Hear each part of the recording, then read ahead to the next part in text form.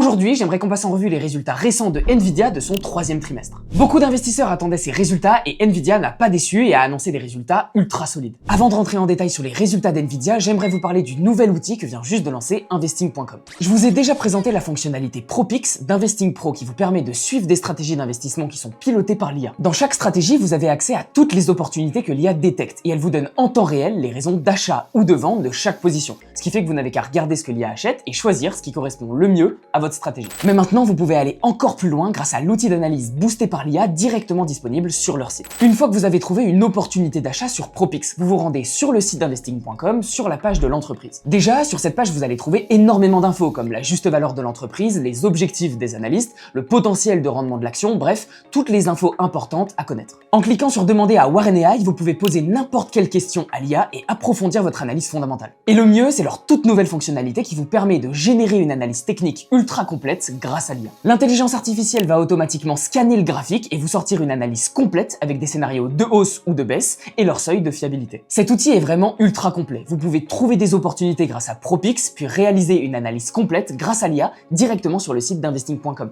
Ça vous permet de trouver des opportunités d'investissement ultra nichées et d'acheter au meilleur moment grâce à l'analyse technique. Pour le Black Friday, Investing Pro fait sa plus grosse promo de l'année. Vous pouvez profiter d'une réduction de moins 60% et en passant par mon lien, vous bénéficiez de moins 15% supplémentaires. Ce qui est juste énorme, ça arrive une fois dans l'année et la promotion est limitée dans le temps, alors profitez-en. Merci à Investing.com d'avoir sponsorisé cette vidéo et on reprend avec les résultats du troisième trimestre de Nvidia. Le géant des cartes graphiques a annoncé un chiffre d'affaires de 57 milliards de dollars sur le T3 en hausse de plus de 62% sur un an. La croissance est clairement drivée par le revenu provenant de la vente de cartes graphiques pour l'IA avec une croissance de plus de 66% sur un an. Le segment data center représente aujourd'hui 90% du chiffre d'affaires total de l'entreprise, soit 51,2 milliards de dollars. La croissance d'un trimestre sur l'autre est de plus 22%, ce qui montre que la croissance réaccélère au troisième trimestre de 2025 pour Nvidia. Le management prévoit plus de 500 milliards de dollars en 2026 grâce à la vente de ses puces Blackwell qui s'arrachent déjà sur les marchés. Pour vous montrer à quel point la croissance accélère, le segment data center de Nvidia représente maintenant 204,8 milliards de dollars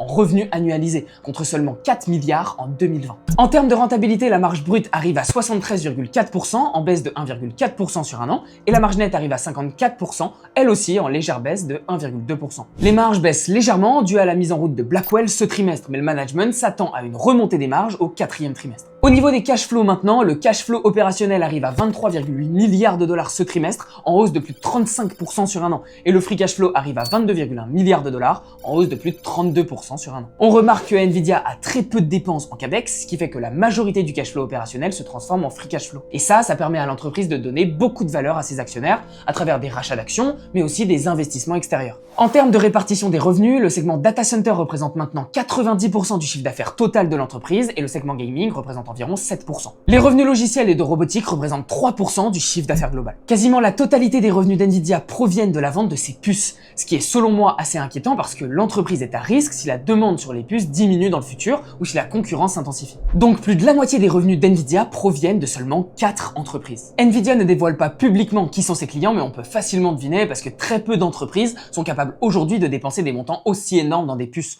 On parle ici de Microsoft, Amazon, Google, Meta et xAI. Concernant les allocations de capital qu'a fait le management ce trimestre, on voit qu'ils ont décidé de racheter pour 12,5 milliards de dollars d'actions, ce qui signifie qu'environ 60% du free cash flow est utilisé pour racheter des actions de l'entreprise. Il reste encore 62,2 milliards de dollars disponibles dans le plan actuel de rachat d'actions, ce qui permettra à Nvidia de continuer ses rachats en 2026 et 2027. Nvidia verse également un petit dividende de l'ordre de 1 centime par action, qui représente 243 millions de dollars au troisième trimestre. Le bilan de l'entreprise est ultra solide, Nvidia possède plus de cash que de dette et compte aujourd'hui plus de 60 milliards de dollars dans ses réserves. Elle génère tellement de cash qu'elle ne sait plus quoi en faire. Je vous répète souvent que si une entreprise rachète ses propres actions alors que l'action est chère, alors ça va faire perdre de l'argent aux actionnaires parce que le retour sur investissement est mauvais. Pour vraiment apporter de la valeur aux actionnaires, le management doit racheter des actions de l'entreprise quand l'entreprise est sous-valorisée. Mais le truc avec Nvidia, c'est que l'entreprise est tellement rentable, elle a tellement de cash et génère tellement de cash chaque trimestre qu'ils peuvent se permettre de dépenser 40 milliards de dollars par an dans des rachats d'actions. d'actions, sans que ça fasse perdre de la valeur aux actionnaires. Même si honnêtement, je pense qu'il ferait mieux d'essayer de diversifier davantage leurs sources de revenus pour être moins dépendants aux puces IA. Concernant les prévisions du management au T4, ils prévoient une accélération de la croissance et ils ont remonté leurs prévisions,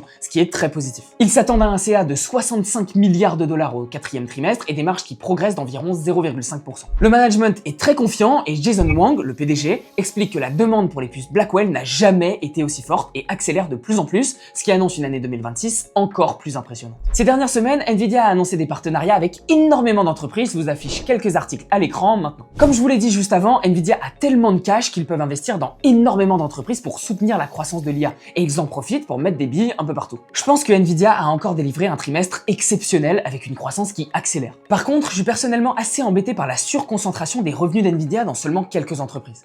Je trouve que le risque de baisse de la demande et de défaut est assez élevé et c'est d'ailleurs pour ça que je suis pas actionnaire de la société. Sans parler de la valorisation qui reste extrêmement élevée, l'entreprise s'échange aujourd'hui à plus de 60 années de cash flow, ce qui est juste intenable à long terme. Tôt ou tard, l'action va chuter et reviendra chercher des niveaux de valorisation plus raisonnables. Et le jour où ça va arriver, l'action va perdre 30 à 40% au minimum et assez rapidement, et à ce moment-là, beaucoup de gens vont perdre de l'argent. Je pense qu'il y a beaucoup de valeur ailleurs dans des entreprises avec une croissance tout aussi bonne que Nvidia, mais des valorisations bien plus raisonnables. J'ai partagé 2 opportunités d'investissement dans le club la semaine dernière, 2 entreprises avec une croissance supérieure à 25% par an et qui s'échangent pour des valorisations 4 fois inférieures à celles d'Nvidia. D'ailleurs, je vais ouvrir 5 places à 25 € le 1er décembre dans le club. Les places sont limitées et elles partent assez vite, alors si vous souhaitez nous rejoindre, venez me suivre sur Instagram et soyez attentifs à mes stories le 1er décembre. J'espère que cette vidéo vous aura éclairé sur les résultats d'Nvidia, n'hésitez pas à me dire en commentaire votre avis sur ces résultats, ça m'intéresse vraiment. Merci beaucoup d'avoir regardé cette vidéo, je vous dis à mardi prochain pour une prochaine vidéo, c'était Hugo, ciao.